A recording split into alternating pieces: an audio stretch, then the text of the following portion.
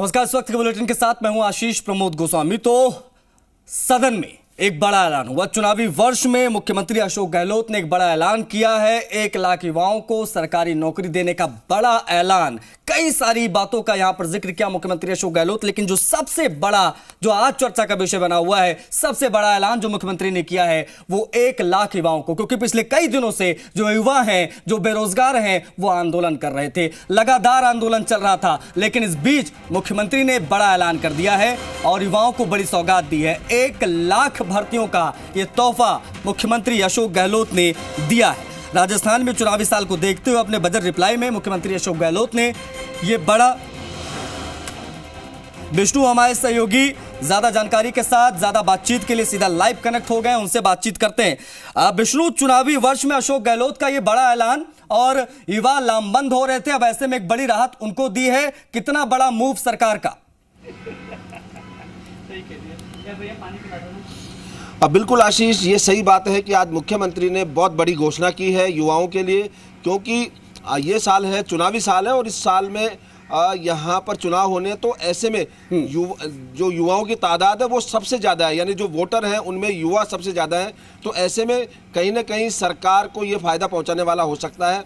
लेकिन दूसरी ओर जो युवा हैं, लंबे समय से भर्तियों की बाट जो रहे थे, बेरोजगारी के दंश से जूझ रहे थे, उनको कहीं ना कहीं राहत मिलेगी।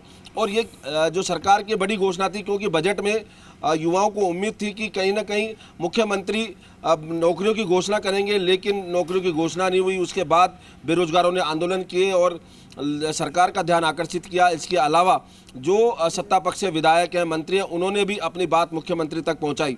और इन तमाम बातों को लेकर आज मुख्यमंत्री ने जब बजट ये रिप्लाई दिया, तब भी उन्होंने कहा कि मेरे कुछ साथियों की मांग थी और उसके आधार पर उन्होंने 1 लाख भर्तियों की घोषणा की, यानी पूरे प्रदेश में।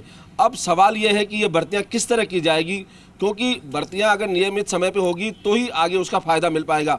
मेरे साथ उपेंद्र यादव है, राजस्थान बेरोजगार महासंघ के अध्यक्ष। उपेंद्र, क्या कहना है, आज मुख्यमंत्री ने घोषणा की है? देखो, 10 तारीख को जब बजट आया, पूरे राजस्थान के लाखों लोग देख रहे थे। जब बजट में कुछ नहीं आया, क्योंकि युवाओं के लिए बजट था, बहुत दुखी थे, परेशान थे। उसी दिन मैंने घोषणा की कि जब तक मुख्यमंत्री जी घोषणा नहीं कर देंगे तब तक मैं अन्न ग्रहण नहीं करूंगा। आज 7वां दिन है, अन्न का त्याग कर रखा है। और कल हमने शहीद स्मारक पर आंदोलन किया। उसके बाद मुख्यमंत्री जी के अधिकारियों से वार्ता हुई, उन्होंने कहा कि हम घोषणा करेंगे। आज 1 लाख पदों पर घोषणा कर दी। एक संघर्ष की जीत हुई। मैं माननीय मुख्यमंत्री जी का खुले दिल से धन्यवाद देना चाहूँगा।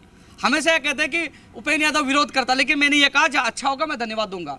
पूरे देश में सबसे ज्यादा भर्तियां कांग्रेस सरकार में, उसके लिए भी धन्यवाद। लेकिन एक बात का मुझे दुख है कि पेपर लीक हो जाते हैं। राजस्थान का युवा अपने आप को ठगा महसूस करता है। अपराधी जेल से वापस बाहर आ रहे हैं।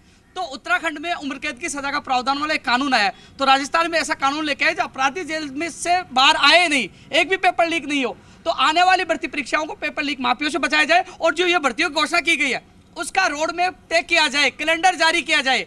जो किस किस विभाग में कितने पद होंगे उनका वर्गीकरण किया जाए कि ये चिकित्सा की है, शिक्षा की है, पुलिस, ये गृह विभाग की है, पंचायत राज विभाग के पदों का वर्गीकरण किया चाहूंगा, क्योंकि मुख्यमंत्री ने यही कहा है कि जो जिन विभागों में पद रिक्त हैं उनका बाकायदा लिस्ट बनाई जाएगी और उसके आधार पर ये भर्तियां की जाएगी। तो क्या लगता है, क्योंकि एक बार सूचना मांगने में और उसके बाद उनको इम्प्लीमेंट करने में टाइम लगता है? नहीं, सूचना इनके पास, आपको देखा होगा कि 2 दिन पहले 9 तारीख का एक लेटर वायरल हुआ था। शिक्षा विभाग में 21,000 पदों का उनके पास वर्गीकरण था। तो हर विभाग के पदों की सूचना इनके पास है। सरकार है, सरकार के पास क्या नहीं हो सकता, सब कुछ है।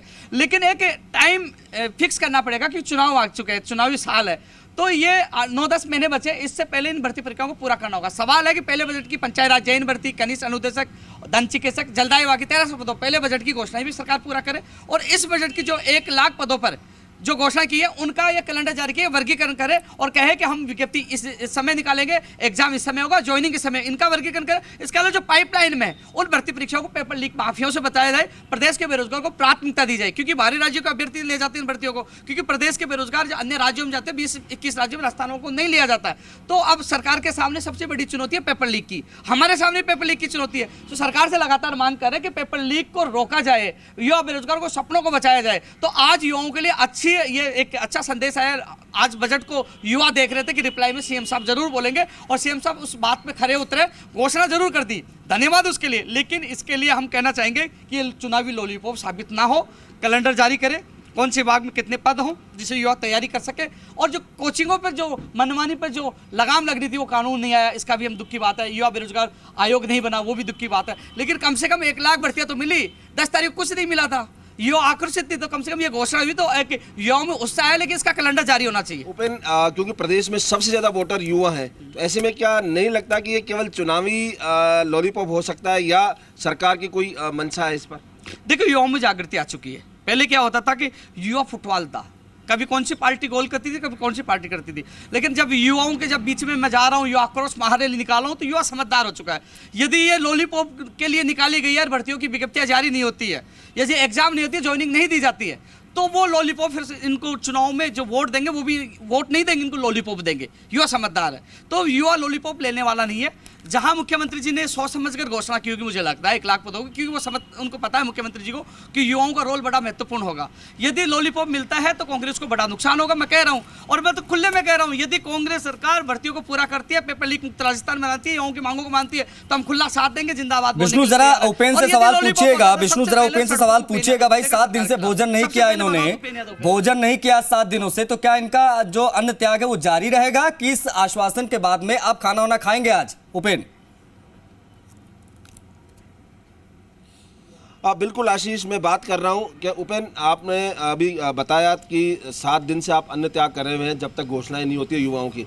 आज सरकार ने 1 लाख पदों की घोषणा कर दी, अब क्या रुख रहेगा आपका आगे? क्या आप अन्न ग्रहण करेंगे या फिर ये जो अनशन आपका चलता रहेगा? देखो, मेरे दिल में एक ठेस है। मैं पिछले 11 साल से मैं आंदोलन संघर्ष कर रहा हूँ।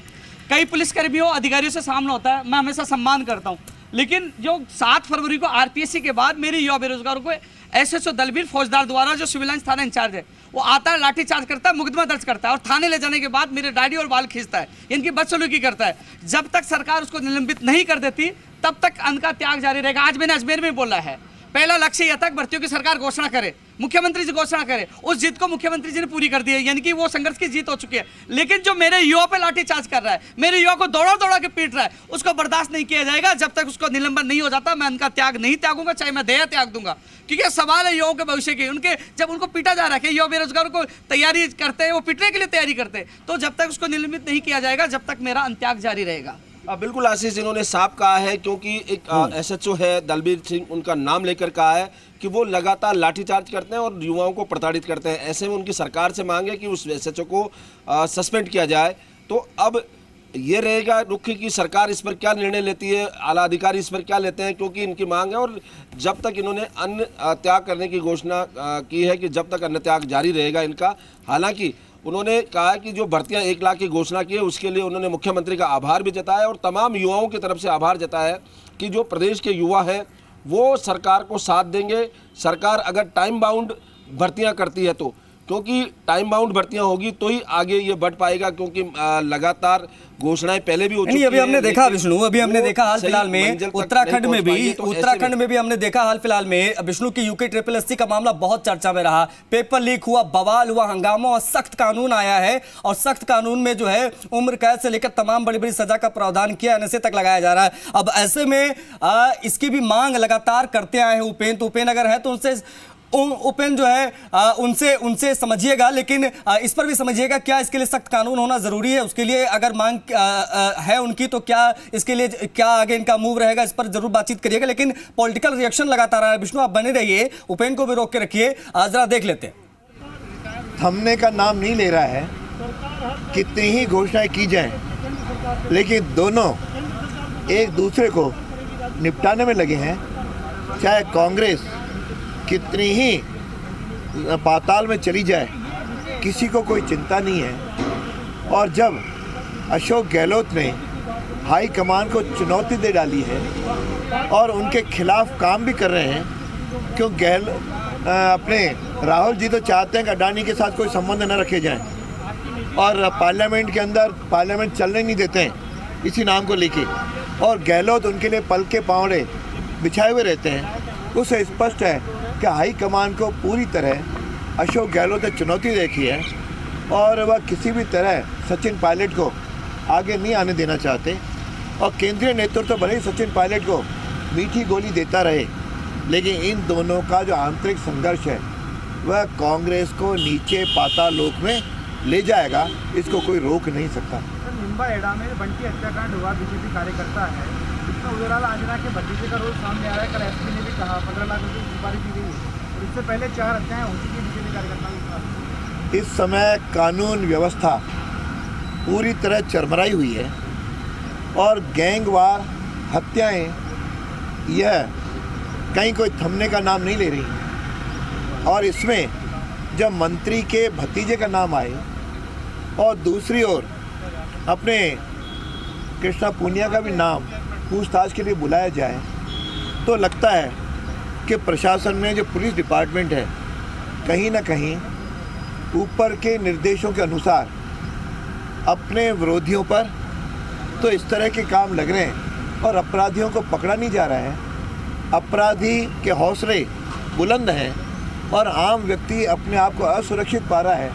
वह तो इंतज़ार कर रहा है कि कब नवंबर 23 आए, इस सरकार से हमको निजात मिले।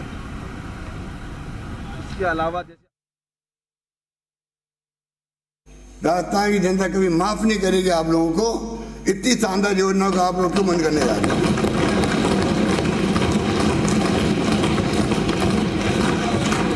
अब जो माननीय अध्यक्ष महोदय प्रधानमंत्री ने सुझाव दिया उसके अकॉर्डिंग टू अभी तो ये आरसीपी जो बनाई वसुंधरा जी ने, उसमें 3,500 मिलियन क्यूसेक मीटर पानी चाहिए,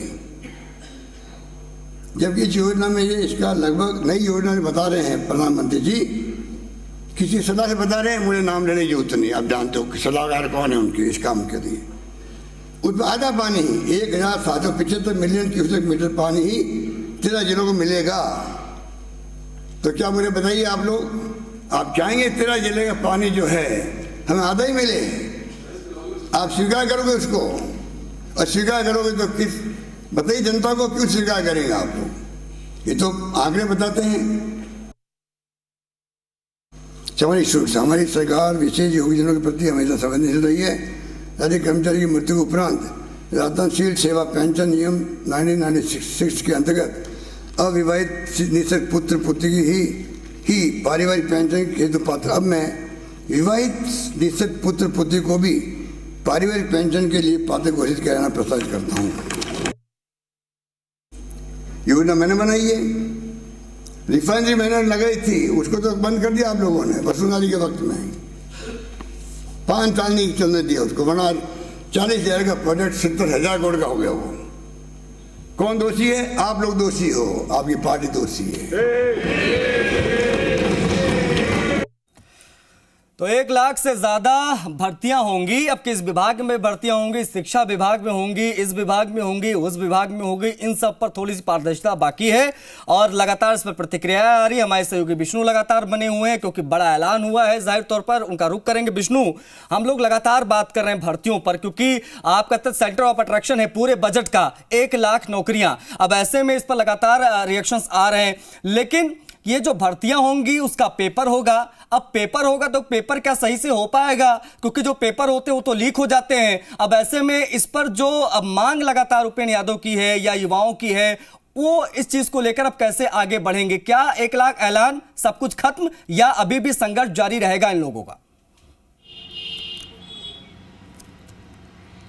अब बिल्कुल आशीष, ये सही है कि मुख्यमंत्री ने 1 लाख भर्तियों की घोषणा तो कर दी, लेकिन सबसे बड़ा सवाल युवाओं के मन में यही है कि ये जो पेपर हैं वो सकुशल हो जाएं, क्योंकि पिछले दिनों देखा कि भर्तियां खूब निकाली लेकिन लगातार 16 भर्तियों की पेपर लीक हुए हैं। और इसको लेकर पेपर लीक होने के कारण लगातार जब पेपर लीक हुए तो युवाओं को कहीं ना कहीं ठगा सा महसूस रहना पड़ा। तो इसको लेकर भी उनके मन में आशंका है। मेरे साथ उपेंद्र वापस जुड़ गए हैं, बात करते हैं। उपेंद्र, लगातार भर्तियां भी पहले भी होने की थी और 16 भर्तियों में पेपर लीक हुए। कानून बनाने की बात जैसे आप कह रहे थे, क्या मांग है आपकी, पूरी खुलकर बताएं। देखो, उत्तराखंड में कानून आया है, उम्र कैद की सजा का प्रावधान है, 10 करोड़ की उसको आर्थिक दंड होगा। क्या राजस्थान में लागू नहीं हो सकता? मैं बार बार मांग क्यों कर रहा हूँ कि आज तक चाहे सरकार किसी की भी हो, पेपर लीक माफिया पकड़े जाते हैं। मैं सरकार और राजनेताओं से पूछना चाहता हूँ कि एक भी पेपर लीक माफिया को आज तक कोई सजा मिली क्या? मैं चैलेंज दे रहा हूँ, कोई भी साबित कर दो, किसी पार्टी का राजनेता साबित कर दो कि एक भी पेपर लीक माफिया को आज तक सजा मिली क्या? नहीं मिली। जेल से छूटा फिर पेपर लीक कर रहा है। जो सुरेश डाका का नाम आया, वो पहले भी नाम आया था, पहले पकड़ लेते क्या दोबारा पेपर लीक करता? तो ऐसे में सरकार को सख्त कदम उठाना होगा। हम भर्तियां तो निकाल रहे हैं, लेकिन पेपर लीक करके युवाओं को सपनों को तोड़ने का काम किया जा रहा है। आप सख्त कानून के साथ साथ उन पर कार्रवाई करिए। जो आप पहले कानून लेके आए थे, क्या उसको लागू किया? क्या कोई स्कूल की मान्यता रद्द हुई जो जागृति स्कूल का नाम आया? तो एक्शन लेना होगा। सरकार को अब भर्तियों की घोषणा कर दी, धन्यवाद के पात्र है, लेकिन कम से कम अब हमें रोड मैप तैयार करना होगा कि जो 48,000 पदों पर 25 फरवरी से एग्जाम होगी, उस भर्ती परीक्षा को कैसे बचाएंगे? 1 लाख भर्ती परीक्षा को कैसे बचाएंगे? हमारे राजस्थान में फर्जी डिग्री डिप्लोमा का भरमार हो गया है, उनको रोकिए। फर्जी दिव्यांग सर्टिफिकेट बना लेते हैं, प्रदेश के बेरोजगारों को प्राथमिकता नहीं मिलती। तो ऐसे में सरकार से मैं ये कहना चाहूंगा, जो 1 लाख पदों पर भर्ती की घोषणा की है, उनको वर्गीकरण करिए। किस विभाग में कितने पद आएंगे, कब भर्ती निकलेगी, कब एग्जाम होगा, कब ज्वाइनिंग मिलेगी, जिससे विद्यार्थी वो तैयारी कर सके, उसका वर्गीकरण जल्द से जल्द जारी करे। इसके अलावा पहले बजट की घोषणाएं पूरी करे और जो प्रक्रियाधीन भर्तियां हैं उनको पारदर्शिता के साथ करवाए। तो सरकार के प्रति युवाओं को विश्वास बढ़ाने के लिए आप राजपाचा रासुका हमारे पास है, जिसके तहत 12 महीने तक जमानत नहीं होती, उसको तत्काल लागू करिए आगामी भर्ती परीक्षाओं को बचाने के लिए, जब तक कोई सख्त कानून नहीं बन जाता तब तक। बिल्कुल विष्णु, बड़ी चीज ये है ना कि भाई 1 लाख नौकरियों का ऐलान तो किया है, लेकिन इस दावे में कितना दम है ये जानने के लिए हमें पिछले 4 साल का ट्रैक रिकॉर्ड भी देखना पड़ेगा। बात करनी पड़ेगी कि 4 साल में किस विभाग में कितनी नौकरियां गहलोत सरकार ने दी हैं। इस पर मैं आंकड़े समझूंगा, उपेन से उनको बना के रखिएगा, लेकिन एक बाइट सुना देता हूं। जब यह ऐलान मुख्यमंत्री ने किया कि 1 लाख नौकरियां देने जा रहे हैं, वो ऐलान के दौरान की बाइट, वो बयान जरा एक बार दर्शकों को सुना देते, फिर लौटते हैं। विष्णु, 23-24 का बजट प्रस्तुत करते समय मैंने वर्तमान में प्रक्रियाधीन नियुक्तियों के अतिरिक्त आगामी वर्ष में भी रिक्त होने वाले पदों पर भर्तियां सुनिश्चित करने की घोषणा की थी। इसी क्रम में अब मैं आगामी वर्ष 1 लाख भर्तियां और करने की घोषणा करता हूं।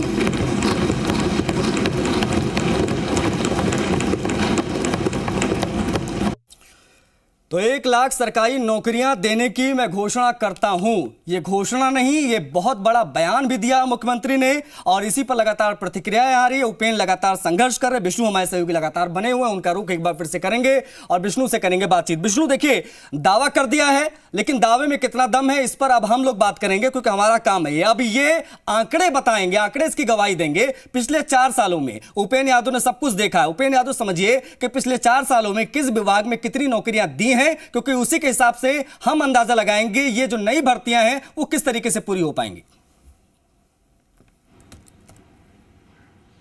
बिल्कुल आशीष, आपने सही कहा, क्योंकि भूपेन भी लगातार कहते आ रहे हैं कि पिछले जो भर्तियां निकली थी उनको भी पूरा करवाएं और ये जो नई 1 लाख भर्तियां इनको भी करें, क्योंकि लगातार देखते आ रहे हैं कि जो भर्तियां निकलती है कहीं ना कहीं पेपर लीक या किसी अन्य कारणों से स्थगित हो जाती है।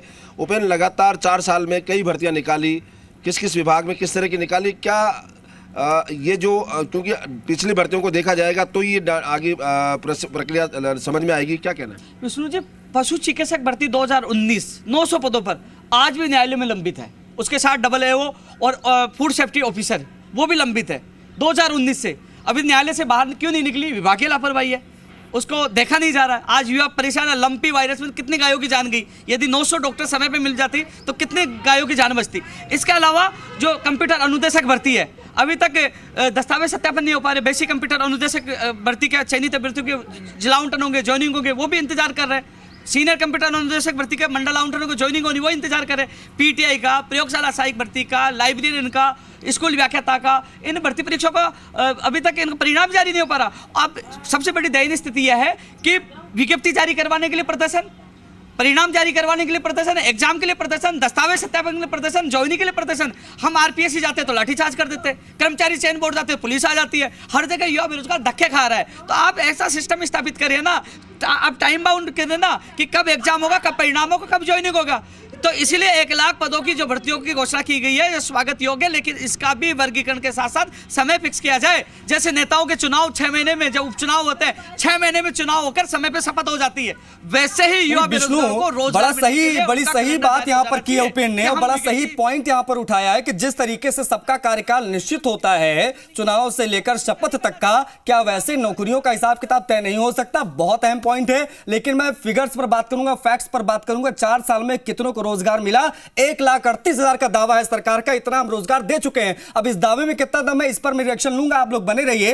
लेकिन तस्वीरें आ रही है, कुछ तस्वीरें जरा मैं दिखा देता हूं। फोटो सेशन चल रहा है विधानसभा के बाहर। ये तस्वीरें देखिए, सत्ता पक्ष और जो विपक्ष दोनों तरफ कुछ ही मिनट्स पहले की तस्वीरें जिस वक्त आप देख पा रहे हैं। बजट भाषण पर सीएम का जवाब हुआ, सत्ता पक्ष और विपक्ष की बातें हमने सुनी, उसके बाद में सत्ता पक्ष और विपक्ष की ये तस्वीरें जरा देख लीजिए। बड़ी बेहतरीन तस्वीरें जो है, बड़ी खूबसूरत नज़ारा ये होता है जब सत्ता पक्ष और विपक्ष के सभी विधायक जो है इंक्लूडिंग स्पीकर सभी यहाँ पर बैठते हैं और ये फोटो सेशन होता है मुख्यमंत्री के साथ। तो ये तस्वीरें बेहद दिलचस्प होती हैं हर बार, और इस बार भी आज जब ये बजट पर चर्चा परिचर्चा खत्म हुई उसके बाद ये तस्वीरें आई हैं। ये तस्वीरें इस वक्त हम आपको दिखा रहे हैं, इसमें तमाम जो है विधायक आपको नजर आ जाएंगे, चाहे वो बीजेपी से हो, कांग्रेस से हो या किसी भी दल से हो। अगर वो आप विधानसभा के सदस्य हैं तो सभी यहाँ पर एक सामूहिक फोटो सेशन हुआ, वो फोटो सेशन की तस्वीरें हम आपको दिखा रहे हैं। विष्णु, अब मैं आपका रुख करूंगा। हम लोग लगातार आंकड़ों की बात करें, फैक्ट्स की बात करें, सीधा सवाल पूछिए और समझिए ओपन से। 1,38,000 का दावा है कि 4 सालों में हमने 1,38,000 रोजगार दिए हैं राजस्थान के युवाओं को। अब इस दावे में, इस आंकड़े में कितना दम है, इस पर क्या रिएक्शन है, सीधे शब्दों में पूछिए ओपन से। बिल्कुल आशीष, ये सही है क्योंकि 1,38,000 का दावा किया गया है। उपेन का भी कहना है कि 1,30,000 से ज़्यादा नौकरियां सरकार दे चुकी है, लेकिन जो पेपर लीक हुए हैं वो अगर अलग है। अगर पेपर लीक नहीं होते तो यहाँ जो नौकरियों की संख्या है वो 2 लाख से भी ज़्यादा पहुँच जाती। तो ऐसे में उपेन क्या कहना है आपका, क्योंकि सरकार अब तक 4 साल में कितनी नौकरियां हैं दे चुकी है और आगे जो पेपर लीक नहीं होते तो कितना क्या इफेक्ट होता है या क्या है? देखो, 1 लाख से ज़्यादा पदों पर ज्वाइनिंग दी है, जिसमें पूर्ववर्ती सरकार की भी वो भर्तियां हैं जो वो निकाल चुके थे, फिर उन्होंने ज्वाइनिंग दी। लेकिन सवाल यह है कि पेपर लीक रद्द होना और दोबारा से करवाना, ये सवाल नहीं, सबसे बड़ा सवाल है जो कर्जा लेकर जो युवा बेरोजगार 2-2 साल से तैयारी करता है, कहीं प्राइवेट जॉब करता है, वो छोड़कर वो तैयारी करने के लिए 6 महीने के लिए आता है कर्जा लेकर तैयारी करने के लिए। पेपर रद्द हो गया, वो दोबारा वापस प्राइवेट जॉब में चला जाता, उसको कभी मौका नहीं मिलता। तो उनकी भावनाओं के साथ खिलवाड़ क्यों किया जाता है? आप पारदर्शिता के साथ सही समय पर भर्ती परीक्षाओं को कराएं। आपने देखा होगा कि जैसे रीट लेवल 2 के अभ्यर्थी आज भी संघर्ष कर रहे हैं, आज वो कह रहे हैं कि हमारी स्थिति गंभीर हो चुकी है। तो मैं ऐसा कहना चाहूंगा कि आने वाली भर्ती परीक्षाओं को बचाने के लिए सरकार अभी से लग जाए। जैसे आपने देखा होगा चुनाव होते हैं, मतदान केंद्र पर छावनी बना दी जाती है। जब चुनाव होते हैं, जब मतदान होने से लेकर मतदान पेटी सुरक्षित जगह नहीं पहुंच जाती, वह परिंदा भी पढ़ नहीं मार सकता, या गरीब किसान आम आदमी का बेटा और बेटी उनका भविष्य का पेपर की पेटी लीक हो जाती है। सवाल है कि आप नेता अपने भविष्य के लिए वहां तो छावनी बना देते हैं। तो यहां भी सरकार को ध्यान देना होगा। यहां भी मैं मुख्यमंत्री जी से अपील करना चाहूंगा कि मुख्यमंत्री जी कितनी भर्तियां प्रक्रियाधीन है, कितनी भर्तियां प्रक्रियाधीन है, किसकी प्रक्रिया अभी चली रही है जो खत्म होने का नाम नहीं ले रही, घोषणा नहीं की गई, फिर भी आज उन्होंने पीड़ा समझी 1 लाख पदों पर घोषणा की। विष्णु, कितनी भर्तियां हैं, कितनी भर्तियां हैं विष्णु जो अभी जो है पाइपलाइन में है, उसकी प्रक्रिया ही पूरी नहीं हो पाई है, और उसकी कितनी उम्मीदें हैं उपेन को कि ये प्रक्रिया जो चल रही है वो पूरी हो जाएगी? कितनी भर्तियां अटकी हुई हैं ये भी समझ लीजिए। बिल्कुल, ये बात भी हम समझना चाहेंगे क्योंकि ये मामला काफ़ी गंभीर और युवाओं को लेकर ज़्यादा बढ़िया है। आप बताएं उपेंद्र की कितनी भर्तियां अभी लंबित चल रही है और कितनी भर्तियां पाइपलाइन में है जो अभी होनी है 1 लाख के अलावा? देखो, सेकंड ग्रेड का पेपर लीक हुआ, वो 9,000 पदों पर था। 6,000 पदों स्कूल व्याख्याता भर्ती का अभी तक परिणाम नहीं आया। मैं अजमेर से आया हूँ परिणाम के लिए, अक्टूबर में एग्जाम हुई थी, उसका परिणाम अभी तक जारी नहीं हुआ। वही कनिष्ठ अनुदेशक की भर्ती की विज्ञप्ति जारी होनी है, वो रूल्स में फाइल घूम रही है, चाहे वो उस शिक्षा में लाइब्रेरियन पीटीआई की जो भर्ती की रूल्स के लिए घूम रही है वो भी फाइल। इसके अलावा आपने पीटीआई का परिणाम 5546 पदों पर उसका परिणाम जारी होना है, प्रयोगशाला सहायक भर्ती का परिणाम जारी होना है, पुस्तकालय अध्यक्ष भर्ती का परिणाम जारी होना है, इसके अलावा फायरमैन भर्ती का परिणाम जारी होना है, सांख्यिकी विभाग की कोई भर्ती का परिणाम जारी होना है, आपने आरएस के जो इंटरव्यू बाकी हैं। तो ऐसे कई भर्ती परीक्षाएं हैं जो अभी पेंडिंग में है। आरएस की नई भर्ती का लोग इंतजार कर रहे हैं। सीईटी की एग्जाम दोनों हो चुकी है, उनका परिणाम, दोनों सीईटी के एग्जाम का परिणाम आएगा। उसके बाद जो मुख्य परीक्षा होनी है, चाहे वो राजस्थान कांस्टेबल पुलिस की हो, चाहे एलडीसी की हो, चाहे जूनियर अकाउंटेंट की हो, वो एग्जाम होना बाकी है। तो कई भर्ती परीक्षाएं पाइपलाइन में, यदि सरकार ने तेज गति से कार्य नहीं किया तो मुझे लगता है कि आने वाले चुनावों की जो आचार संहिता लगेगी उसमें भर्ती परीक्षाएं उलझ जाएंगी।